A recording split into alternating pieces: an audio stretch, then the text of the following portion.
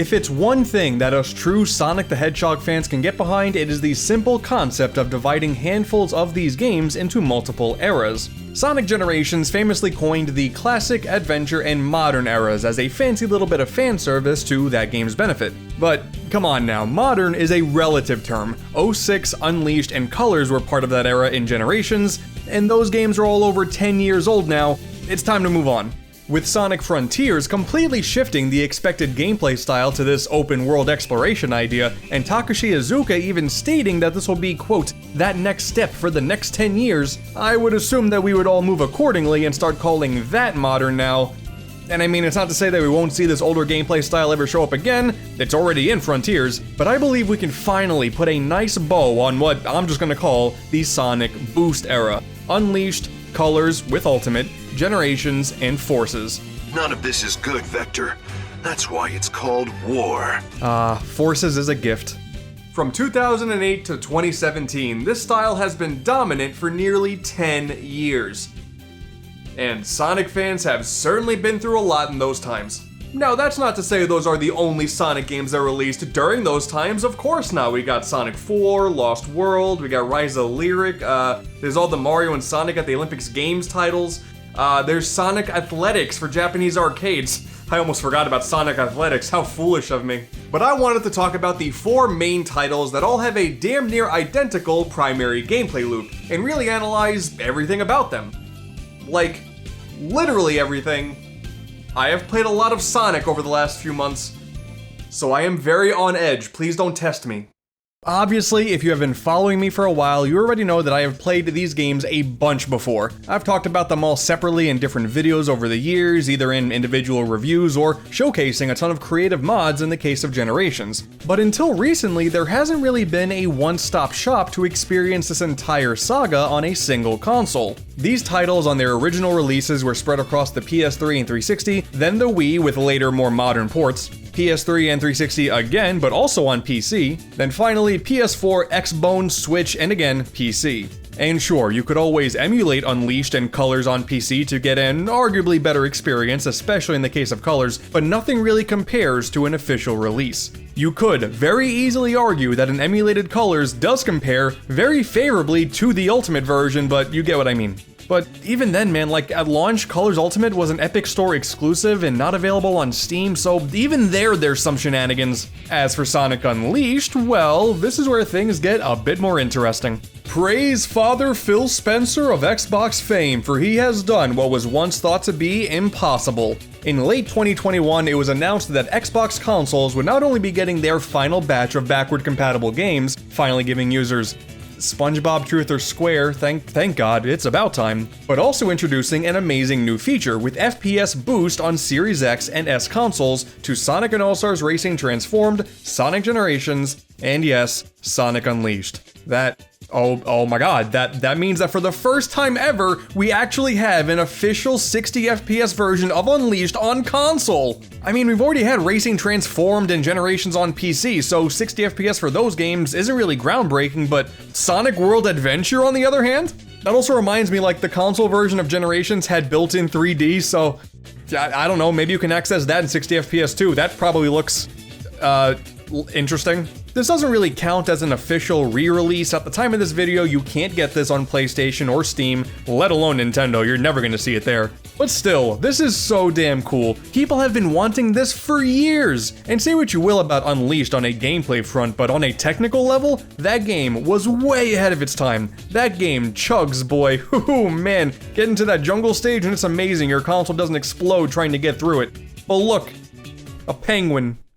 So, yeah, Xbox Series X and S is currently the place to experience everything this boost era has to offer in an official capacity. Like I said before, if you want to be stingy, you are probably better off emulating Colors with Dolphin. You could even emulate Unleashed with a PS3 or 360 emulator. There's always the Unleashed project for Generations. You can even load up Generation stages in Forces if you're feeling particularly freaky that day. But even as a big fan of those PC options, it is so beneficial having the original, pure experience readily available. Although, for whatever reason, this one spot in Chemical Plant in particular is busted in 60 FPS. It just doesn't work. You grab onto this and you're going to die every single time, and I don't think they're gonna patch that anytime soon, and it only works if you go back into the menu and disable FPS boost, which is very, very strange. But other than that, it's great. There is also this one Charmy cutscene that didn't have audio for some reason, and the game also froze randomly at this part. That was fun. But okay, really, other than that, we're fine. And of course, not to belittle the side versions of these games too. You got Sonic Unleashed on the Wii and PS2, Colors on the DS, Generations on the 3DS, Forces on the Switch in a combo pack with Super Monkey Ball Banana Blitz HD, Sonic Unleashed on mobile. If you're feeling the freakiest you've ever felt in your life, you could play it there. You've always had other options. But all of the main versions of these games, nice and compact into one box, sign me up. Sadly, yes, Sonic 06 never got the backward compatibility treatment, and that program is dead now, so no sweet Series X upscaling for that game. Oh, what a shame. I wish, man. So you may have pieced this together at this point, but to go back to the question of just what did I mean when I said literally everything about these games? I mean, what, you thought this was just gonna be another one of those, oh, it's a YouTuber bashing a modern Sonic game video? No. Absolutely not. Look, I got all of the achievements in all 4 games. I am so tired. It is so easy to be reactionary and angry with these Sonic games, but like I said before, I wanted to really dissect these adventures for everything they're worth, not just get to the credits and make a 20-minute review. And I figured going for the achievements was the simplest way of doing so. Retroactively, that was totally a mistake, but let's continue. It also seems like nowadays the narratives for these games have changed so much. I guess people love Unleashed and dislike Colors now? That's the exact opposite of what people were saying back when these games first launched. Where did you people come from? And don't even get me started with the Forces Defenders. You guys are gonna be fighting an uphill battle for the rest of your life. As for the achievement thing, yeah, I could have done the same thing with trophies on PlayStation. I actually do have the Platinum in Generations, was the first Platinum I ever got. But that would mean I would have to play more Unleashed on PS3, and yeah, I'm convinced that's part of the reason why I didn't like the game at the time of the first video. I don't know, man, it is kind of hard to keep up with. I figured it would be best being open and taking it all at face value by today's standards set by me. Oh, sorry, ignore the whole pain and suffering thing. That was just to stir the pot on Twitter. I couldn't help myself. So, once I realized I was going to be doing this video, I told one, Some Call Me Johnny, about it. I figured I can make sure that he keeps that a secret. And when I did tell him that, and this is 100% real, he responded back with, ha ha ha, get f***ed. Great. Sonic Colors Ultimate Pre-Order Bonus, Baby Sonic Keychain, give me strength.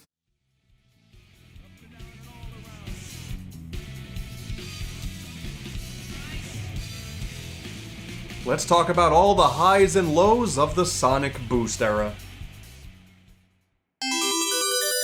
The music.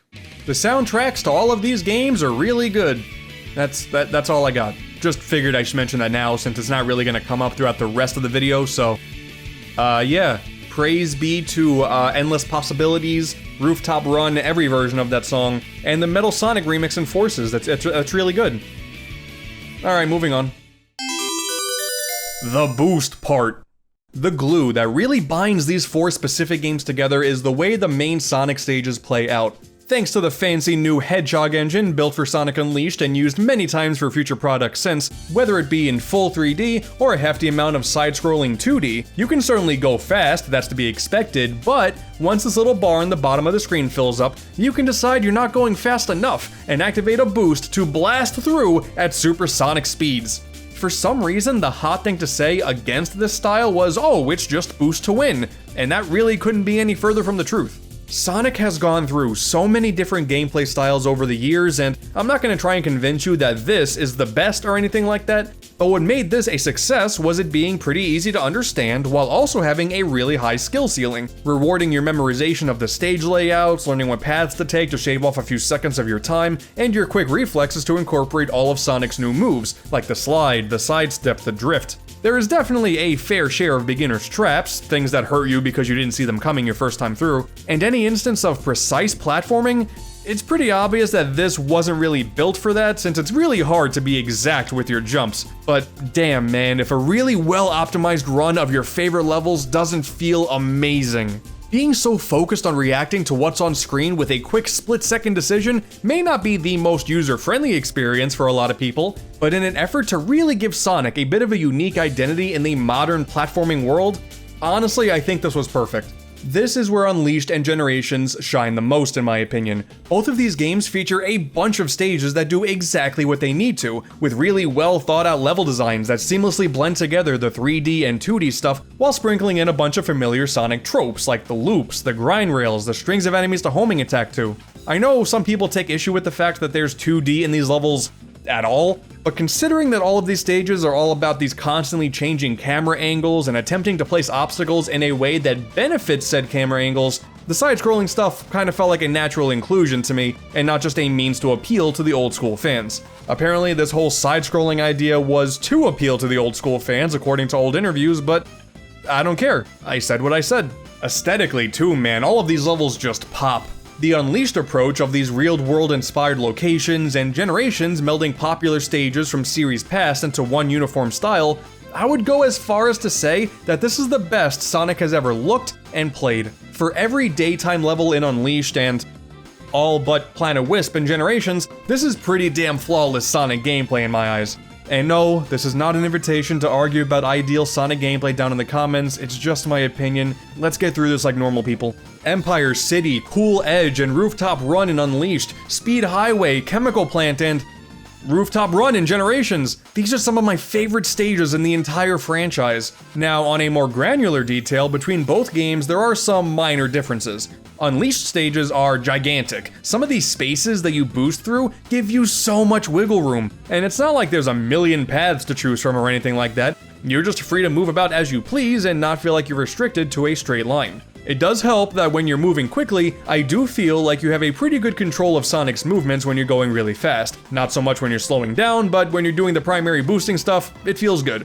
And like I said at the top of the video, man, with FPS boost, running through the forest here, or running over the water with all of these falling buildings, oh, it is smooth as butter on these consoles. It took 10 plus years, but Unleashed finally hit its true potential. It's amazing. I will say though, I am not a big fan of the QuickTime event pads that pop up from time to time. If you miss one, you're probably dead. But this is mostly because of me growing up as a Nintendo and PlayStation guy, so when the game tells me I have 2 seconds to press the X button, yeah, I'm gonna need a little bit more time. Generations, by comparison, is definitely a lot more focused, offering tighter level designs and obstacles that rely more on reflexes rather than, oh, I can see them from far away, better plan my moves. Trying to immerse you in these natural-looking environments is not what Generations is going for, but hey, both of these games still do a really good job of what they're setting out to accomplish. As an evolution of the boost mechanic that we saw in Sonic Rush, or even just as a more advanced take of what we got in Secret Rings, it was genuinely surprising at the time to see a modern gameplay style that really felt like a true next-gen jump coming off of the adventure games, and nowadays, they are still a blast. As for colors and forces, well, things are a bit different there as well. The main gameplay is still the same, you go really fast and you have a boost option, but in the instance of colors, things are incredibly limited and restricted to side-scrolling, presumably due to the limitations of the Wii that it was originally built for. There was no way we were going to get the full scope of Unleashed on this console without shrinking the hell out of it for a dedicated version. And as for forces, the level design is boring and terrible, but we'll get to that. A shocking amount of people get way too upset when you call Colors a 3D Sonic game. It may not be as open and filled with options as the rest of the games, but I still think the game does a great job establishing these really bright and colorful areas with unique gimmicks and fun platforming. It is a lot of side-scrolling, that's true, but I don't know, I just wanted a fun game, I didn't really care about how that happened. The problem, the way I see it, comes from how the stages are laid out. In Unleashed and Generations, each world has primarily one level, with some side missions if you fancy. In Colors, on the other hand, each zone has 6 acts, and while 1 or 2 of them can justifiably be considered the main one, with the longest and most varied designs of the bunch, a lot of the other ones are just these slightly modified rehashes of those main stages, and in a much shorter capacity. When you start doing this incredibly basic platforming on boring gray boxes in a stage that takes like 30 seconds to finish, then yeah, I could see why some people are upset. For the record, I don't hate this, I totally understand, but I still enjoyed my time. It's definitely not ideal though, especially considering that even still, a full playthrough only takes about 3 hours. I think back in 2010, we were just happy to have a Sonic game that we could play from start to finish, and it didn't explode.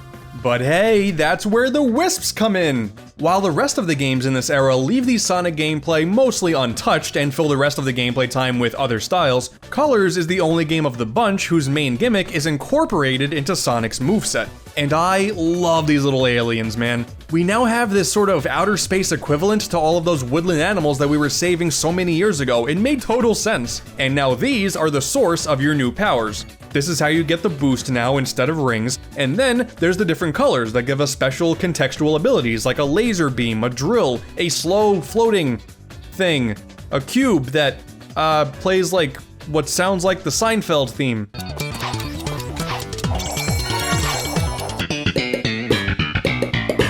I think these are a genius inclusion because not only do they make sense in the world that Colors takes place in, but mechanically, they help compensate for the otherwise limited design of the gameplay. Again, despite coming from Unleashed, the stages are nowhere near as open, but learning how to utilize the Wisp powers to figure out how to best tackle these acts totally makes up for that. And that is why Planet Wisp in Generations is so lame. They were trying to take the design philosophy of Generations and shoehorn in just a single Wisp with the rocket one in a level that's just now needlessly longer than the rest when it could have been the best stage in the game. The beginning parts of it when you're running through the grass area, it's amazing, and then you get to the factory and it's a really sour note to end that game on. They definitely fit the best in Colors. And also, I'll be totally transparent, I'm a bit more willing to forgive Colors just because we're bombarded with these creative level themes thanks to this whole outer space amusement park idea. I love that, and these simple attempts to get all of this across on a console that was basically just two GameCubes duct taped together, it's so admirable. It's the Nintendo fanboy in me saying, you know what, you did a good job. And that's also why I am not willing to forgive Forces at all. So I understand, okay, I get that it is such low-hanging fruit to complain about Forces, so I will keep this brief to not be too much of a broken record here.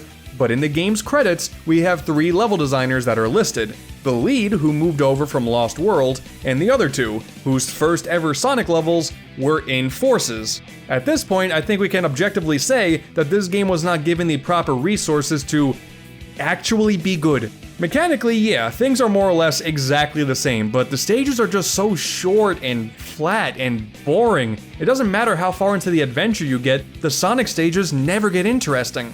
It actually does feel like the boost to win nonsense that the other games were accused of, but wasn't actually true. Maybe they just wanted a better gateway Sonic experience, not demanding the sometimes intense reflexes of the previous games, but to go so far in the other direction, that was not the right call. This is further exemplified in mods for the PC version, like the currently work-in-progress Forces Reimagined mod, which greatly expands some of the existing levels in an attempt to fully take advantage of the darker themes of this war-torn world. This is a fantastic mod, and I can't wait to see it finished because you can really see the potential trying to be met here.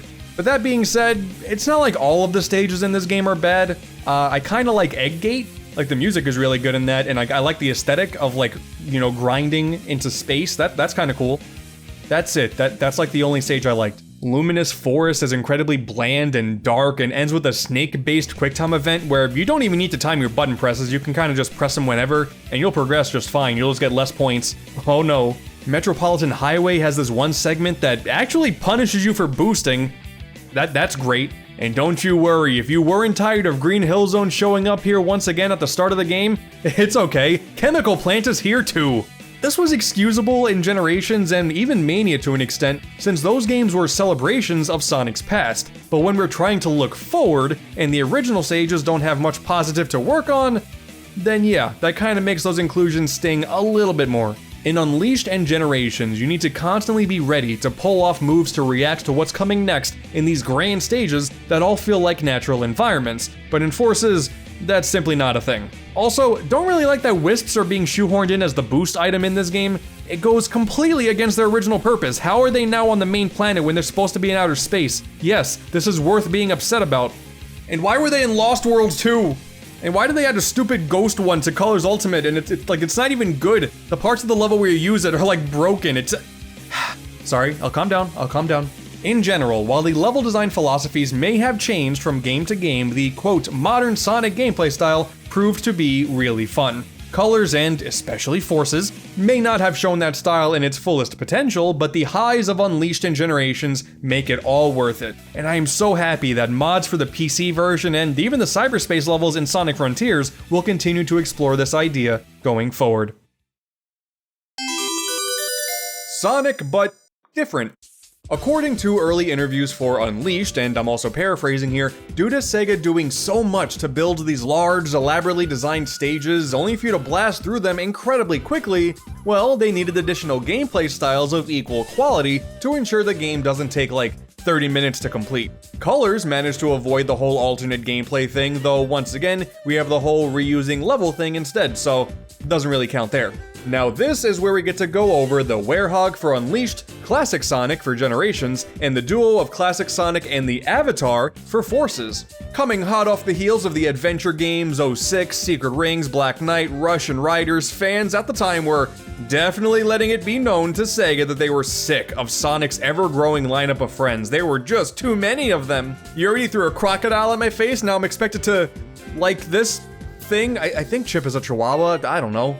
On one hand, yes, I kinda get it. Once you start making friends with a sentient sword instead of giving Blaze the cat more screen time that she deserves, then maybe start dialing things back, but I never really had an issue with the series having a really robust cast. These characters used to provide unique features that Sonic himself couldn't perform, which is what they're supposed to do. Like having Chip in Unleashed, he's fine. Not the most exciting character in the world, but he's a fine enough friend for Sonic to pal around with on this adventure. Though, I don't know, man. Most of Sonic's friends are based on animals, right? So, Flying Chihuahua was the first thing that came to mind when I saw him. I'm sorry, it just did. When I first played this game, and one of the early cutscenes that played was him wanting a chocolate-covered ice cream, I was like, oh, Chip, oh god, no, please don't, you're gonna die. Sega making all of these characters, that part was fine. It was giving these characters the care and attention that they deserve was the problem. They just weren't doing that. I just want Marine the Raccoon to call home and let us know that she's safe. But the true fans only like the Sonic stuff, right? Oh, Tails is in a mech now, going fishing as a cat? Gross. Finding hermit crabs as a detective agency? Nah, man, we only like Sonic. And I guess at that point, Sega became too afraid to do things that aren't just Sonic, so now we have furrier Sonic, younger Sonic, and customizable Sonic with a gun. Cool. Now to Generations and Force's benefit, we have characters that are pseudo-parallels to the primary modern Sonic. The big lanky blue boy we're so familiar with nowadays plays so much differently than the stout blue child from the 90s, right? Well, why not embrace it? Classic Sonic is here. No boosting, no drifting, no homing attacks.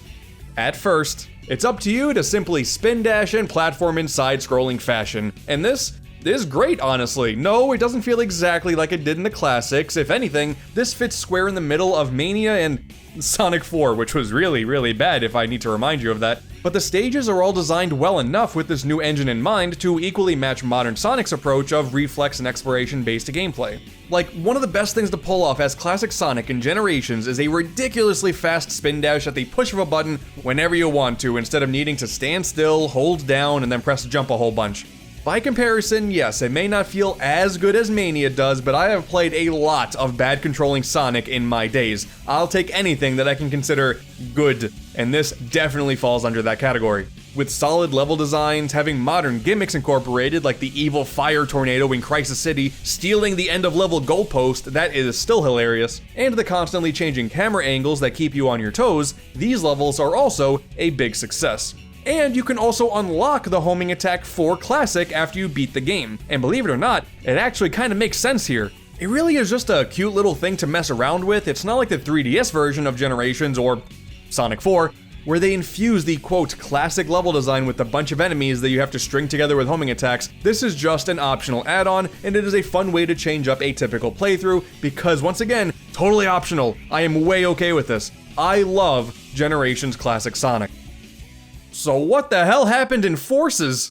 I think the sun will blow out before we figure out just why Forces Classic Sonic feels so much worse than Generations Classic. The jumps are much stiffer, the single button spin dash is gone, springs will pop up all over the place for no good reason, the physics are broken as all hell, the camera never once shifts away from this basic side view, something I thought was great in Generations. It is actually kind of impressive just how bad this is. Oh, but we got the drop dash now. Yay. The final classic stage has an auto-scrolling segment. Oh my god. Put the level designers in prison. I think today most people agree that Classic's inclusion in Forces was arbitrary, to put it lightly, so I will just leave it at that. It's been generations since I seen you. But the big true gimmick for Forces isn't Classic Sonic, it's all about the avatar. Put your own OC in the game. Brilliant. We've all probably had our own Sonic fan character at some point in our lives. Let's just use them to win a war. You ever do the thing where like you type your first name and the Hedgehog into a search engine just to see what comes up? So this is me. Thank you. Unfortunately though, like most other things in Forces, this whole idea is really half-baked. You got a bunch of animals to choose from, you're always armed with a weapon based on a wisp called a Wispon, and you have a choice there as well. You unlock a million accessories by just breathing in a special way. Oh my god, every stage you finish off by unlocking 4 or 5 batches of things. In the story, you show up to save Sonic from a battle that he actually lost. It really has all the markings for something that fans can really attach themselves to. But once again, it all goes back to the level design. You end up simply being a less fun version of Sonic with an overpowered gun, and any unique movement options that you could have, like with the grappling hook, end up being taken away from you since many of those segments are automated. The Wispons, offering different firepower options, does have great potential, but they're all equally overpowered. So then the main utility comes from some of these shortcuts that you can pull off by touching these Wisp capsules. Then, depending on which weapon you chose, you can either play through the basic level designs, or skip over them instead. But then there's no reason to use anything but the Burst Wispon, since it is the only weapon that does not slow you down while destroying everything within an arm's reach, and also gives you an easy-to-use shortcut tool with its Wisp, where you just fly over everything. The only reason to change up your weapon is if you're bored, I guess, or if you want to go for some of the extra missions, and we'll get to that soon. That part is also bad. Okay, oh, I'm sliding now. Oh, I hate this. Oh, this controls so bad. Oh, I'm just flying. Oh, okay, nope, don't want to hit these guys. These are bad. Okay, oh god, this is bad. This is bad. I want off this ride. This is so bad. And then you got these co-op stages where your avatar and Sonic go arm in arm, every fanboy's dream, and you go save the day. But since these styles already feel so similar, they don't really serve much of a purpose, aside from the whole, hey, I'm friends with Sonic in real life, I guess. All these end up playing like is just a modern Sonic stage, but you regularly get stopped to fight hordes of enemies because you have the avatar's gun. And then occasionally there's the double boost opportunity where you get to put the controller down for a few seconds since the characters will boost automatically even if you don't do the QuickTime event. I am so tired. I know I've just been ranting for a little while now, but I genuinely love having multiple playstyles in these Sonic games. But this fear that Sega had during this generation to divert too far away from what the main Sonic style is has just forced, the other characters to play a little like Sonic, but worse. Which, okay, let's move on to the Werehog. Unleashed can be considered the end of an era in many ways, and with the introduction of the Werehog, this is, at the time of this video at least, the last time a main Sonic game had a drastically different gameplay style to play around with. This is what I meant by the quote, Sega being afraid of different gameplay thing. This was back in 2008, they just can't let that part go. Now, I have gone on record saying that while I think the design of this thing is pretty dumb, as well as its entire being, in execution, it's not that bad. It was clearly an attempt to capitalize on the God of War trend that many action games were going for back then. Things are a lot slower paced, with combat being the main focus. You gain a bunch of new combos throughout your journey, but man, none of it matters. Keep pressing X and Y a whole bunch until everything goes poof, and then you can progress. But there are a lot of positives here. The nighttime aesthetics are really pleasing. Each stage manages to stand out with gimmicks that are either unique or bounce off of similar gimmicks in their daytime counterparts. And outside of all of those incredibly stupid and annoying tightrope walking segments, the platforming is serviceable. Not great, not bad, just fine. The level times though, Jesus, these go on for far too long. I know that a 2-minute beat 'em up stage really can't compete with a 2-minute speedrun stage, but the imbalance between the two, with the Werehog stages going on for roughly 15 minutes at a minimum, can be a bit jarring. It is so damn cool in modern days being able to finally play through these in a smooth 60 FPS, but the long play times combined with the that plays whenever you get into combat every 20 seconds, I could only really mentally get through these easily while listening to podcasts or music or something like that. Because realistically, these can get pretty boring if you sit here waiting for things to really change up as you move forward in the story. That is really not the case here. What you see is what you get. There are some changes here or there, but that's kinda it. But then there's the final level, Eggman Land. Oh god. This stage is absolutely insane, man. Awesome idea for a finale. We got an amusement park setting. It's the only stage to blend together both the Hedgehog and the Werehog. I think that's kind of cool. And sure, walking around these pipes sucks. It like really sucks. I hate it a whole lot. I died too many times at these parts. But while a lot of people seem to share this sort of common hatred for this area, I actually think it's a great final act that really sets up the ending a whole lot better than Terminal Velocity in Colors and Final Judgment in Forces. God, you can even level up Sonic in this game. Both versions of him. They were really ambitious with this game. Increasing the Hedgehog's top speed, increasing the Werehog's power. A lot of these changes feel negligible, but having a bit of freedom in how you approach the path from point A to point B, you know what? It's okay. It's pretty inoffensive, but I like the idea. And also, at the very least, the nighttime stages do go a long way to make Unleashed's world-traveling adventure feel a lot more complete. Between the daytime and nighttime stages, the NPCs that are littered throughout, as well as the hub world exploration and the couple of flight stages, this is arguably the most immersive experience the franchise has ever seen. Oh yeah, the hubs and flight sections. You know what? I take it back. Immersion be damned. I am not really a fan of these. I don't inherently hate hub worlds, and like Sonic Adventure, it is cool that you have some sections that you can run through with your full abilities, like these areas that house the level portals. And there are some hidden secrets to find in them too. That's neat. It's the rooms with all the people that I hate. Again, it adds to the immersion, fine, but these just needlessly slow down the progression with characters that I really don't want to talk to while not allowing me to go at full speed. I like that the characters are there, I don't want to interact with them, and for some of the quests, I had to, and yeah. Don't like these. As for the flight stages, like, okay, I get it. Again, like Sonic Adventure, right? But no, the flight stages in this game are just press the buttons as they show up. That's it. This sucks. Again, Mr. Nintendo and PlayStation guy here, being told to press A, B, X, Y in a timely manner, these gave me unnecessary stress. One of the achievements is to do the first stage without taking any damage. This took far longer for me than it had any right to. The thing is though, while I don't love these aspects of Unleashed, I kinda wish that they would polish these concepts up rather than scrapping it for an unintuitive white void in Generations or a basic level list in Forces. Those are totally soulless by comparison. Not saying that we need to overload these games with more variety than they should have, I just would have appreciated efforts to implement better world building. Shouldn't be too hard of a thing, we've gotten it before. But hell, at this point it's the same debate between Adventure 1 having a hub world and Adventure 2 not. It all just comes down to preference. Please don't get too mad at me.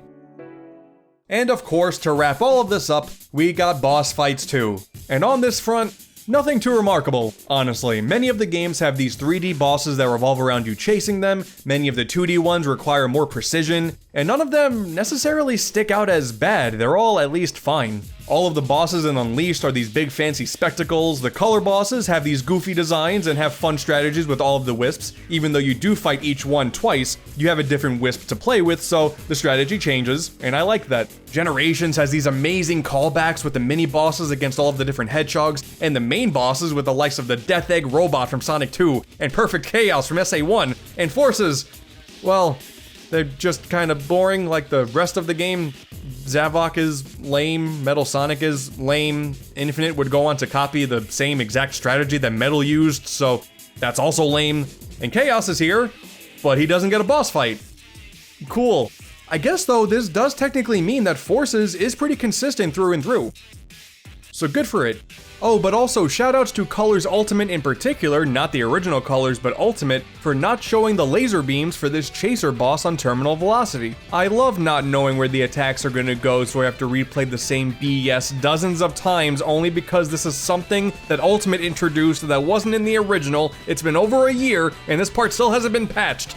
Thanks. The final bosses, though, are a lot more interesting. You see, Unleashed goes for the adventure-era style of locking Supersonic behind the final encounter with Dark Gaia, and I always liked this about this era of Sonic games. The plot made Gaia out to be this really massive threat, so getting to see a sick CG transformation cutscene, as well as our buddy Chip turning into a big stone transformer, and we get an orchestrated version of Endless Possibilities. This fight is sick. I don't care if anyone didn't like the whole Monster of the Week formula back then. This is awesome. Generations would attempt to capture this vibe, but the Time Eater sucks.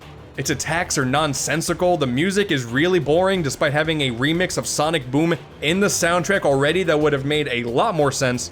And if I hear anybody warn me of a homing shot one more time, I'm gonna rip my ears off. Looks like a homing shot. Looks like a homing shot. That looks like a homing shot. That looks like a homing shot. That looks like a homing shot. I get it! Colors, on the other hand, is a lot simpler. It stuck to just Eggman. But with that simplicity, we did manage to get a pretty neat encounter that, again, utilizes the wisps in a really cool way. I am a big fan of a final boss that uses the powers that you have had access to for the entire adventure. Hello Wario from Super Mario Land 2. And once again, we have an orchestrated remix of the main theme song. Love this, it's so good, and clearly, Sega really liked this fight as well, since they would kinda reuse it in both Lost World and Forces. Oh god, why? The opening parts of the Death Egg robot in Forces is different, but they're kind of annoying. And then to go to the part that I've already played in my Sonic game almost 10 years prior, not a fan, just gonna say that. But to be fair, to Force's benefit, if you choose to not do the final double boost at the very end of the fight, you will just end up running endlessly until you decide to try again, without a threat in the world as the music stays on like one weird wobbly note. I hate this stupid game. But with all of that said, this has been the bulk of what makes these Sonic games tick. From what I can gather, most people tend to play through only the campaign and reminisce over only the primary Sonic gameplay. So under those metrics, we can really judge what was and wasn't a success, regardless of whatever the consensus was at the time of release. Forces obviously has its fair share of problems, but Unleashed, Colors, and Generations, those are all adventures that I could genuinely recommend to anybody who hasn't played them before. Maybe you've never played a 3D Sonic game before. Those are great entry points, I'm not gonna lie to you. Forces, maybe with some drinks, I could be convinced to go through that game again, because at that point, I have nothing to be afraid of. So now, it's time to complete them. The Generations Museum. Alright, so this isn't technically part of the completion process, but I don't know where else to talk about it. Shut up, let me live. You see, all of these games have the very typical cutscene viewer, music player. Unleashed even went the extra mile and had a full-on bestiary. But going with the franchise celebration theme, Generations' little museum here is something a little more special. There's a model viewer, but they all have these cute little blurbs about the characters, that's nice. There is a ton of concept art to look through. There's a music player, and while the actual level music of the stages in the game isn't here, which is strange, there is a chunk of 50 unique tracks that consist of music from the entire franchise. Sometimes it's pulled from the source games, and that's kinda whatever, but oftentimes there are slight remixes too. You got Toxic Caves from Spinball, Neo Green Hill from Advance, Route 99 from Advance 3, and hell, even Race to Win from Rivals 2. Why not? And even weirder than that, there is the secret trophy room. I feel like nobody remembers this thing, and I can't blame them. If you hold select on this specific spot in the museum, you will get sucked into another dimension where you can input codes for even more character models. This is very strange. It's not like Sega ever gave these codes out, they just ended up being shared online one day, and that was it. We had access to all of them. I don't understand the purpose of these. There is no reason to actually input them besides just looking at them, but hey, shout out to my boy Cucky. Can't forget about my boy Cucky. Completion, the kinda fun stuff. Hey, did you know that you can unlock Sonic 1 in Generations and it has incredibly botched audio? Neat.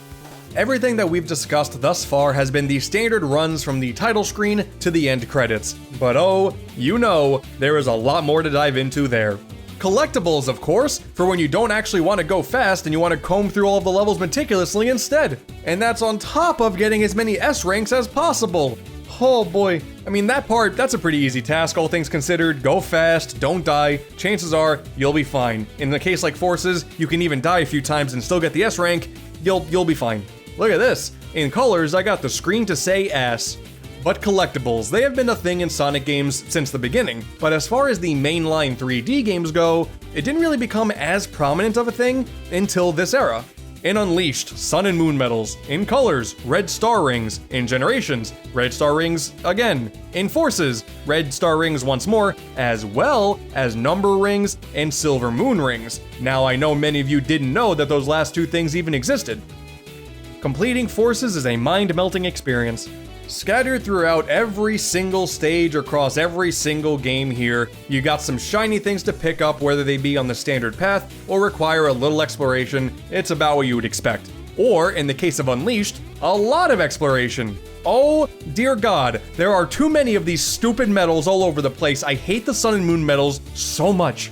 But yes, in general, the whole collectible ring thing is fine. The blistering speed nature of Sonic, one would assume, wouldn't lead to the slower exploration-based platforming to find some shiny trinkets here or there, but on multiple playthroughs, I don't know man, there is some enjoyment to be had in learning the entirety of a map for where these things could be. And this is probably where Colors shines the brightest, honestly. While the other games are all about just boosting in a different path than you boosted last time, thanks to the wisps in Colors, you really have to experiment with all of your options to find everything. And the fact that even in some of those sub 1 minute levels, you have some hidden nooks and crannies there too, it was definitely the most satisfying to go for all of the rings in this game in particular. These also encourage replayability naturally because you often unlock powers in later levels that will unlock paths in previous ones, kinda like the accessories in the adventure games. It also helps that the game will tell you exactly which coin you got at the bottom of the screen, so you have an idea of which one you missed if you do miss one, and thank God this is something that Forces actually managed to get right as well. The other games though, well, they only tell you in the menu, needlessly making the game longer since I end up needing to finish the level first before realizing, oh okay, it was the second one I missed, okay cool, got it.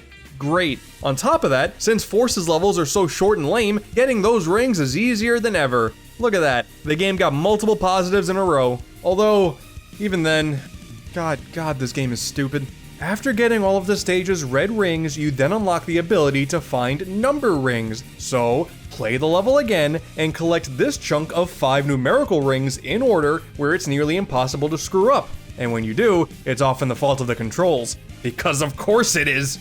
And then you unlock the ability to find Silver Moon rings that didn't show up in this stage before. So play the stage again and collect this chunk of 5 rings in a brief time limit. Why not just have everything available from the start? Dude, I know people complain about the Sun and Moon medals from Unleashed, and I get it, it is kind of annoying there, but I will gladly take that over playing the same stage multiple times because the game decided to arbitrarily hold the unlocks back. That is not a good idea. Unleashed would never have done something like that. Oh, sorry. Oh, I was having some hot dog related war flashbacks. Well, we'll get to those soon. The problem with Unleashed isn't so much the medal's inclusion. Again, since the levels are so large and sprawling, you could argue that these fit exploration the best of all 4 games, especially with the Werehog. And I mean, yeah, there are far too many obtuse locations for some of these, but it only really becomes an issue when you get blocked from progression because you don't have enough. That is the annoying part, because it can happen far too often on your quest to simply play the main levels and get to the end credits. But that process is made a whole lot easier when you consider the extra levels. Who can say no to more Sonic content? Not you. You're trapped here forever. I always forget about this at first, since everybody always glorifies the quote main levels, but Unleashed, Generations, and Forces all feature additional challenge-based levels. And in the case of Unleashed, a lot of these offer extra medals to add some variety to your completion run, so you don't have to replay stages necessarily, you can go and check out some new ones. Each zone has additional acts in Unleashed, which reuse some level themes for sure, but do introduce new designs that, admittedly, just offer frustration for the sake of it, but hey, I mean, more content is more content. Colors, outside of the Egg Shuttle, which is just all of the levels in the game back to back without any menus in between, has the Game Land, much more simplistic levels, sometimes inspired by stages from Sonic 1, with chiptune rearrangements of the standard soundtrack, all under the guise of a Sonic simulator that Eggman uses to, practice his evil plans, I guess? I kinda like these. There's a co-op option for them, which seems really not fun, so I will never do it, but on their own, they're just kind of okay. Generations includes 10 challenges per zone, 5 for each hedgehog, and it is required to do only one of each to progress, so most of them end up being optional. But this is where most of the variety is. I really like these. Many of them are simple, like a speedrun challenge against a ghost Sonic, or playing with an extended boost bar that you can't fill back up. But many of them also take advantage of Sonic's cast of friends. That is what I like to see. Using Knuckles to dig up rings, playing through a stage alongside Cream while using the rings that you can only get from a limited amount of Chow, using grappling hooks with the help of Espio. These are really cool. Yeah, some other ones offer basic enemy-based challenges with some new stage layouts, and there are a couple where you have to juggle the goalpost to the end of a stage. That is an amazing callback. And other times, you also have a different time of day. That is a great aesthetic that I wish was an option in the main game. It is just enough variety to make them a fun little alternative, but I mostly like how the other characters actually have some stage time in a game where you only play as Sonic. I like this. Why don't they do at least this going forward? I don't understand. And also, thanks to the in-game shop, you can even add some little tweaks to your play control whenever you want. As opposed to Unleashed, where you upgrade Sonic with XP, you simply buy them here. It's not much, but hey, fun to experiment with every so often. I was a big fan of this whole challenge-based idea, and I thoroughly enjoyed doing every single one of them, except for playing ping pong with a musical note with Vector the Crocodile, and that can go itself. There is no way you can make this fun, I guarantee it. It is the worst thing about this game. But otherwise, it's an absolute win. Would you believe me if I said Forces failed here too? No way! In Forces, we have secret stages and EX stages, where you go through existing locations with just the blockiest looking baby's first fan game stage layouts I've ever seen in my entire life. These are not fun. They are like really bad Mario Maker levels, but with Sonic, so that's cool. What an unlockable. There's also the randomly popping up SOS missions, where you play through the main levels again, but with a specific gimmick this time. Play with a randomly created avatar, either side by side with Sonic, or swappable with your avatar, or find the hidden animal capsule, where you free another avatar and watch them just walk back and forth until the end of time. Again, more content is more content, and I love challenge stages, so I'm gonna say that they're not terrible, but man, Forces just can't stop feeling uninspired at every single turn. It's not me. I'm trying. I'm really trying to have an open mind with this game, but this, it's making it really hard to stay that way. But what about the main goal that you're even working towards with all of this collectible stuff? There has to be something at the end of the rainbow. Well, of course, you get everything in a Sonic game, and you get Super Sonic. Aren't you excited? Of course! No, not at all, actually. By completing all of Game Land in colors, simply beating the game in Generations, and, downloading it in Forces? What? You can finally play as Super Sonic in a 3D space. And it's just kind of okay? I don't know, man, maybe this is a bit of a hot take, but I was never really a Super Sonic as an unlockable guy. Going faster, having invincibility, replacing the great soundtracks with a repetitive Super Sonic theme, that was just all not my cup of tea if I'm being totally honest with you. It's great as an option. I know many people love that idea, but I gotta say, I much prefer the Super Sonic as a final boss move idea that we got with Unleashed and games beforehand, like Sonic Adventure 1 and 2, and so on and so forth. I think by having both, you clearly get the best of both worlds, something we got as far back as Sonic 3. Generations would have Super Sonic unlockable, sure, but it was also one of the main gimmicks for the final boss. That I like. Ultimately, this is one of those series staple things that I know I can't be upset about, even if I'm not the biggest fan. I just don't think the boost nature of these games really makes Super Sonic an exciting idea. I can just boost faster now. Ooh. Thankfully, the music doesn't change. That was always one of my biggest pet peeves with the Genesis Sonic games, so that's kinda nice at least, but I would much rather work with the main Sonics and just hone my craft and better my speedrun skills there, instead of just boosting super fast through it without a care in the world. But this would also have you ask a very important question. Wait a minute, if Supersonic Enforces is just a download, is there any final reward for completing everything in that game? Nope. You try and convince me this game is good, I'll wait.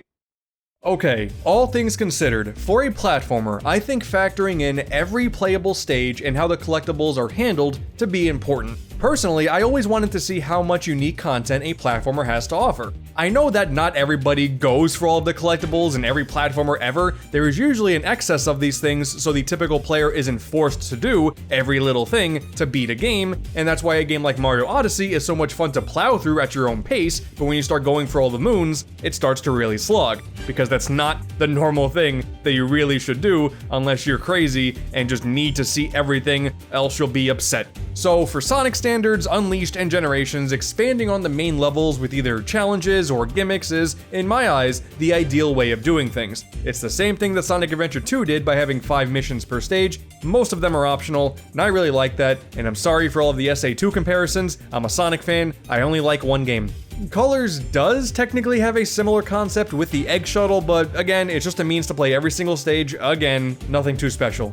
But then there's also like the new stupid Rival Rush mode in Ultimate, where Metal Sonic pops in now like an annoying website pop-up. It's just a glorified speedrun for only a single stage in each zone. I don't like these feel so unnecessary. Foolish of me to fall into the hype when they said Metal Sonic is gonna show up in colors. I was like, oh, that's gonna be kinda cool. Maybe they'll be incorporated into a kind of redone plot, but no. Nah, we'll just leave that to the pre-launch web cartoon instead. God, this company. But what if I wanted even more gameplay, but I wanted to pay for it instead? DLC, oh, why? Oh, thank God, all 4 of these stupid games have stupid downloadable content that, for most of them, costs stupid money. Someone at Sega better be happy, man. Someone willingly spent money on the Unleashed DLC in the current year, and that somebody is me. I hope that $12 goes towards future Sonic game development, because it needs it. Some of you may be saying, wait a minute, Colors got DLC? Of course! Not in the original release, obviously, but with Ultimate, Sega wouldn't miss that opportunity, are you kidding? Don't act surprised. So, all of these games handle downloadable content differently. For Unleashed, you get even more stages that are even more frustrating just for the sake of it. Oh, fun. Hope you like spike traps, man, because you're about to be acquainted with a million of them. There's no additional benefit for going through these, it's all just for personal gain, and they're really difficult, and it doesn't really feel skill-based, so I can't believe I spent money on this. Colors Ultimate locked. Cosmetics behind a paywall? Oh god, okay. So new to Ultimate, you can change like Sonic's gloves and shoes, and if you get the deluxe edition, you get gold and silver ones to pick from. There's also a special boost design and an aura based around the Sonic movie, and leaderboard icons. This cost money. And then the music DLC, how can you forget about the music DLC? This is the most baffling of all. Ultimate introduced 3 new remixes for every zone in the game, right? Well, for Planet Wisp, you have to pay extra money to get access to those remixes. All of the other ones are already in the game. You can choose them if you want to listen to them while you play. Sure, I don't really like them that much, but hey, you have an option at the very least. But Planet Wisp, no, it's all the original remixes unless you buy this specific DLC. What do you mean? Oh, and then Generations, the game where DLC would make the most sense to include even more officially made stages? No, we got a pre-order bonus pinball table based on Casino Night, that's it. And then for Forces, there's a Sonic shirt? Oh my god! There's also a Shadow costume and then other Sega costumes for actual money. I can't believe this. This is what Knights and Beat have been resorted to. I'm so sad. Oh, but thankfully on the Xbox store, Zombie Food 24/7 has a glowing review. Fought a dad in a GameStop parking lot for this. Oh god. Supersonic was actually meant to be paid DLC for this game too, and then thankfully made free forever, presumably when Sega realized how dumb of an idea that would have been. And I know there are some of you Forces fans out there going, oh, but there's also Episode Shadow. Please, spare me. It's a good thing that this is free, because this is nothing. You get 3 slightly modified stages where you play as Shadow, who plays almost exactly like Sonic, just with a light speed dash. And also, you unlock the option to play as Shadow in 10 of the Sonic stages too. It's not interesting at all. The coolest part about all of this is the fact that there are remixes of music from Shadow's own game. You play Westopolis' theme in the first stage. I don't know, I kinda like that stupid game, so this put a smile on my face. If there were any time for Shadow to wield a gun once again, it would be right about now. There's already guns with the Wispons. It would make perfect sense. It's crazy, man. You would think these Sonic games would be perfect for DLC. Just look at all the stages that people are making for Generations on PC. It is so cool. You got a bunch of fan service based levels, people are making brand new ones. There's some cool stuff being done with this engine that Sega didn't get to explore enough of. Challenge levels are neat and all, but if these games are just gonna end up being these glorified level packs, then give us more level packs. But one of the bright sides about episode Shadow is there are some story implications, showing us that Infinite's Joker origin story was Shadow called him weak, and he didn't like that very much. That's it. And then he put a mask on and got a sick theme song. What a compelling villain. But whatever, like I said, I wanted to experience as much original content in this game as I could, and I did just that. And now it's hot dog time. Completion. I just want it all to end. My god, do these games have you do the most mundane stuff to go for full completion. Colors, thankfully, keeps that at a minimum. Complete an act without picking up any rings, beating the bosses in as few hits as possible, homing attack 100 enemies, it's fine, I enjoyed it. Generations 2, actually, pulling a 7-trick combo, talk with all of Sonic's friends, more specific things like don't go into the water in Chemical Plant, or destroy 30 cars in City Escape. It was generally a pleasant experience going for all of the achievements in both of those games. People seem to have a major issue with completing the final boss of Generations without taking any damage, but actually, if you just time your dimension shifts a little bit better, you'll be fine. It only took me a couple attempts. It's Forces, and especially Unleashed, that should burn in hell. Forces has a huge list of missions. Oh, you didn't know? Of course not. You probably have a soul. Oh, what's that? You hit 3 enemies with a homing attack in a row? Good job! Now do 5. Even though you probably did 5 when you did the 3, do it again. And also, now kill 3 enemies with a spin dash as classic. You've probably been doing that this entire game, but only now will it count, I promise you. They lock missions behind other missions, despite those missions likely already being accomplished with the previous missions. It's like the numbered rings and then the silver rings. Why were they so dead set on padding this game out if you wanted to complete it? The same goes for the Wispons. Just equip all of them and then destroy some enemies and then go back to the weapon you actually want. That's it. That's the whole process of completing this game. You got the expected ones like speed runs and S-rank missions. That's all fine and dandy. Pretty standard stuff. Once again, since these levels are incredibly basic, that part was fine. But then there's fully maxing out the gold medals as each avatar animal, and oh boy. Now, if you're like me, you likely created one avatar at the start of the adventure and stuck with it until the very end.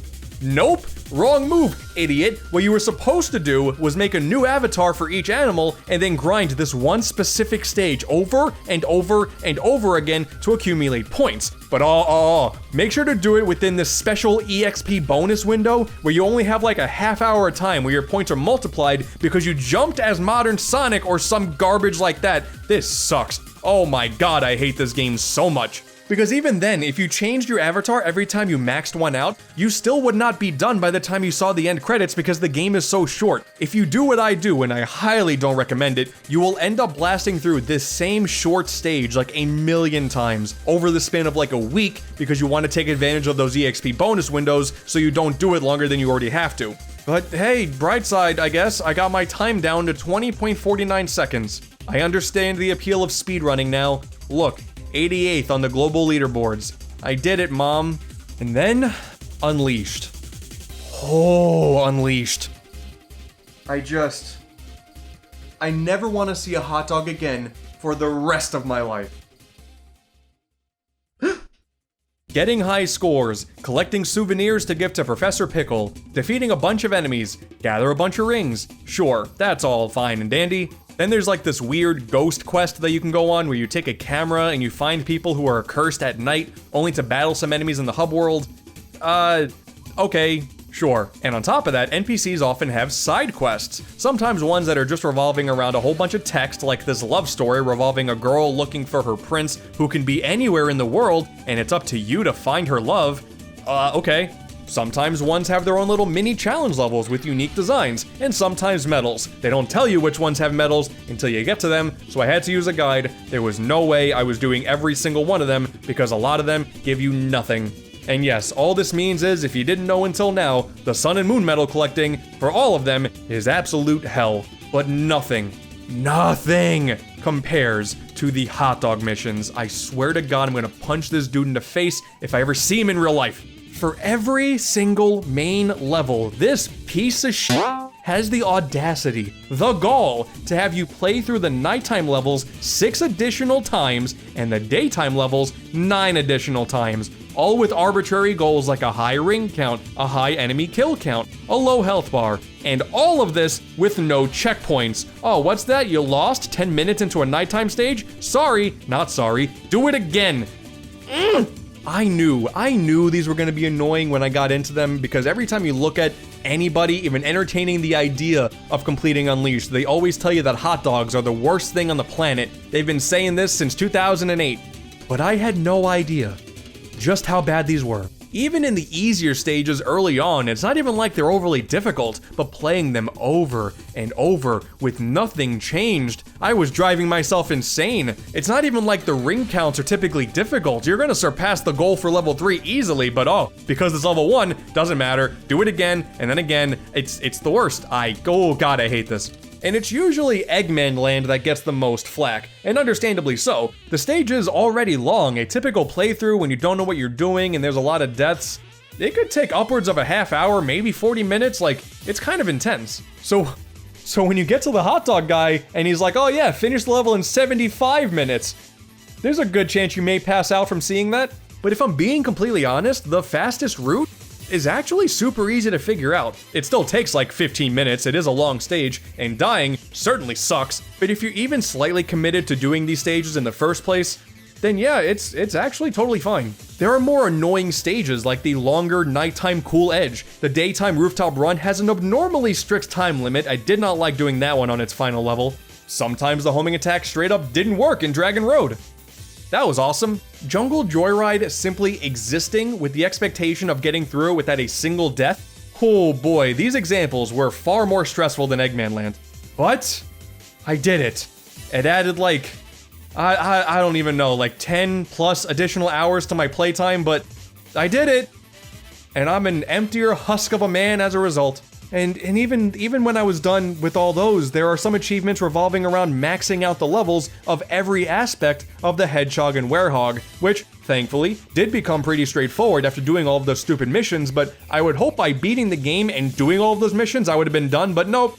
Nah, of course not. Don't even consider going for these if you don't plan on doing the hot dog missions. Oh my god. I had to grind even more so after completing those missions to force 1,000,000 hot dogs down stupid Sonic's throat to get past the finish line. I can't imagine how much time it would have taken if I didn't do them. Oh yeah, and there's like a food system in this game too, where there are shops where you can buy food and then feed them to Sonic or Chip if you want to. There's an achievement for that. Okay, it's mostly to feed Sonic to give him experience, but the most XP came from these hot dogs. And how did I afford all of these hot dogs? Well, because I was stalking this Wentos guy around the world to buy items at a low price and sell them at a specific shop for a high price, and then I overloaded the hot dog economy naturally. Completing this game takes like 50 hours. Sega should go to jail. So, yeah, man, I mean, if you had any doubts that I was actually not going to be looking at every single thing in these games, I hope by now I put your concerns to rest. That's exactly what I wanted to do. It's not bad. Oh god. I forgot about the stories. The deep Sonic lore. Honestly, I am not gonna do any crazy deep dives into all of the plots and all of the characters' motivations here, or anything like that. There is way too much to go over there, and I am really not well equipped to do that currently. I mean, god, how long into the video are we now? But I just have to mention that the thing that I find the most interesting about these games with the stories is, like the general gameplay and the level designs, the philosophies behind these plots are so different from each other. For example, Unleashed is still a holdover of the era where those adventures were so massive in scope, where Sonic had to stop these massive monsters of the week that Eggman learned about 20 minutes ago, and can only do it thanks to the help of some new friends he made along the way. Very much on par with what we got before with games like 06 and Secret Rings and all that stuff. And this can be seen in the production values too, like, holy shit. The opening cutscene is still one of the coolest and highest quality scenes in the entire franchise. It is so sick. And to also see that alongside the game's release, Sega would do these tiny movies with Chip in each of the game's countries. I love that little bit of character filler to add some depth to the world. They're very entertaining. But also the animated short, Night of the Werehog, that gave some extra screen time to the Werehog. This is a level of care and attention that we're only kinda seeing again with the cartoons that are releasing alongside new releases like Colors Ultimate. The styles are totally different, but honestly, the more the merrier. You know what they say, the more the merrier. The world of Unleashed is its best feature. Even the humans make sense in this style. Instead of doing these weird, realistic humans like in 06, now we have these wacky and cartoonish designs that all attempt to fit in with the styles of the real-world inspirations of these zones. The game also does a really good job portraying Sonic as someone who just wants to help people no matter what, instead of constantly cracking jokes all the time. While, again, the Werehog is far from the greatest thing in the world, a lot was done to make every single story decision of this game work, and it is a big shame that in the style shift that would happen soon after, a lot of those details would sorely be missed. Due to the massive complaining about where these stories were going, once again, Sega decided to change course. Colors completely changed things for the series going forward. Sonic is still a cocky prick, and that's all fine and dandy, but now there is a whole lot of comedy and slapstick, attempting to capture the vibes of, say, the old Saturday morning cartoons. I get it. Okay, I've heard it a million times. Sonic has that one hilarious line about copyright law partway into the game. It's so funny every single time I see it. No copyright law in the universe is going to stop me! If you post this in the current year, I guarantee you are funny and original. Hell, there's no opening cutscene in this game either. You press start on the title screen and boom, level 1. That was shockingly a big deal in 2010. And the final boss? It's just Eggman. No crazy demon summoned from the pits of hell. It's just Baldy McNosehair himself. The stakes are very small in the grand scheme of things, more so than ever before. We got more goofball characters to watch be goofy like Cubot and Orbot here, where Orbot was in Unleashed, but he was just kind of there, and Cubot does have this weird, like, speaking in the wrong accent gimmick, but I don't know, a lot of people had an issue with that. I found it kind of charming. The overload of Sonic's friends, well, I guess none of them got the invite this time around to the Interstellar Amusement Park, since only Sonic and Tails show up to this. At the time, all of this, I swear, was really welcomed. So many people criticize this game nowadays for being the catalyst of Sonic being this harbinger of self-referential humor. The era where it doesn't matter if the games are bad. Look, we're selling a mug based off of the Sonic 3 barrel. It's funny, right? Keep supporting us, please. And I understand, I really do. I know why people would be upset about this, especially if you grew up with the more epic plot lines of the games prior. However, anything that happened after Colors isn't Colors' fault. In its own bubble, Colors does a really good job. If anything, it's weird that the DS version of Colors would still follow the old trends by having a bunch of Sonic's friends show up, as well as a big spectacle of a final boss. But hey, that's irrelevant, I guess. And then when Generations came out and we were back to being on an HD console, I had high expectations.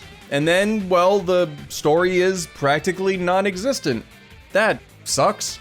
Yeah, we did get a big spooky final boss again with the Time Eater, but aside from just a couple of cutscenes that don't really add a whole lot to the plot, it's just kinda lame. There's the opening cutscene, there's one time where Sonic and Tails are both in Chemical Plant, and then both classic and modern, they do meet up a couple times in the White Void overworld, but that's about it. Wow, that sucks. The writers that were brought on to do Colors were brought on to do Generations as well, and like, I don't think they wrote anything for this game. We had all of the opportunities in the world to do a ton of callbacks and references. I don't know, maybe you finish Crisis City and call attention to the fact that it's technically non-canon thanks to the actual ending of 06. Something that would have been great. Maybe do this thing when you're in Sky Sanctuary Zone, you actually get to see Mecha Sonic show up again, not Metal Sonic, Mecha Sonic. Hey, just make this game full of references. That would have been great. Why did you drop the ball here? Hey, Sonic! Enjoy your future! It's gonna be great! But hey, you know what? Okay, it's time for Forces to finally shine. We have a Sonic story where Eggman already won. Maybe this is exactly what we've been waiting for. Sonic is gone, Amy, and Tails has just lost it. Play the clip where Knuckles says he could find a use for Charmy's pointy butt. Neither do you, Charmy, but I still managed to find a use for your pointy butt. Yep, that's the one. Good. Sonic gets tortured for a few months only to show up again, wisecracking jokes like normal. Tails is a pathetic weakling now, despite clearly being able to fend for himself in earlier games. Classic is so shoehorned into this plot, it is insulting, especially since now he's like from a different dimension and not a timeline jump. What do you mean? Infinite had the potential to be one of the series' great villains, only to go down without putting up much of a fight. The comic does a whole lot better of a job fleshing out his character, as well as the entire concept of the Avatar that's fleshed out in that comic as well, and all of the other participants in the Resistance side of the war, those are fleshed out in the comic as well, but damn if you actually get a reason to care about them within the game itself. Chaos gets less screen time in this game than stupid Zavok, who Sega promises we will actually care about one day, they promise. All of the claims that you've probably heard over the years about Forces being filled with lost potential, I can only echo here. Like I said earlier, Forces was not given the proper resources to actually be good. And all of these massive storytelling differences between all four games really exemplify one of the core problems with, quote, modern Sonic, the inconsistency. One of the reasons why so many people are nostalgic for the adventure era stuff and even things like the storybook games and 06 of all games is that no matter the decisions that were made for the gameplay, the overall gimmicks, some of the story beats that were definitely a little weird, it didn't matter. They were all presented with confidence, and by doing so, garnered a niche fanbase that would eventually grow up and be very vocal about what they liked and didn't like. And we're seeing that now because people like 06, and that is very weird to see. Sega would regularly commit to their decisions, full stop. The voice actors that people would often criticize would improve. The CG cutscenes were always top-notch, and the villains in these stories gave the characters just enough motivation to see things through to the end. Color started to scale things back for sure, but in Generations, Forces, and even games that were released at a similar time like Lost World and Rise of Lyric, you can tell that it is simply not the same Sonic. So I don't think you're going to end up seeing the same vocal nostalgic audience grow in the same way that we see 06 and Unleashed now. Man, Unleashed was so disliked back then and now people love it. It's such a weird thing to see, man, but I understand now. Unleashed was built with confidence. So, fingers crossed for Frontiers and all of the adventures going forward.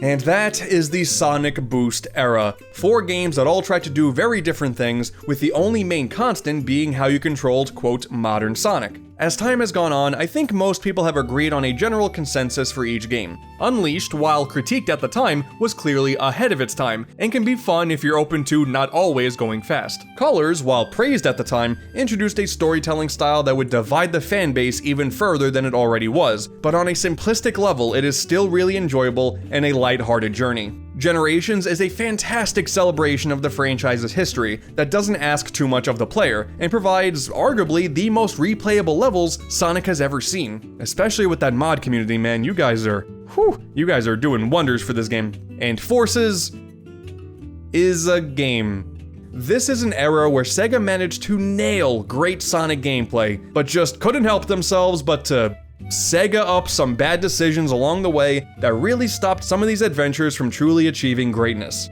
Now, with all that being said, I am also aware that most of this conversation has been pointless. Having these games readily available on Xbox now is super cool, but it's not like this video was gonna sway anybody towards or away from going on the same completion quest that I went on. By the way, don't do that. But considering that we will clearly never be free of criticizing every single aspect of a Sonic game in the time leading up to a new release, I thought it would be interesting to take a step back and look at what Sega themselves considered complete, and have a better list of talking points as to what a Sonic game should or shouldn't do.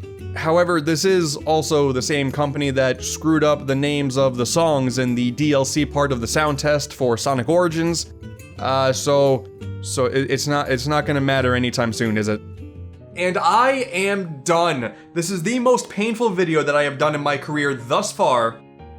And you better appreciate it, or so help me. I think at the end of the day, the main takeaway here is you should just play games that you're enjoying at the pace that you find comfortable. You don't have to complete a game to justify your time with it or the money you spent with it. That's absolute garbage. You don't even have to beat the game if you're not vibing with it. Don't be pressured into doing it otherwise. That makes no sense. Play games that you like for as long as you like them. That's the goal. Most people do not play Sonic games the way I just did, but if you do, that's cool. I never want to do it again, and hey, that's cool too. Playing Sonic games is cool, playing video games in general is cool, you're all cool, and that's kinda cool. But Sonic Forces is still a bad game. I'm looking forward to the negative reactions on Twitter. Goodbye, everyone.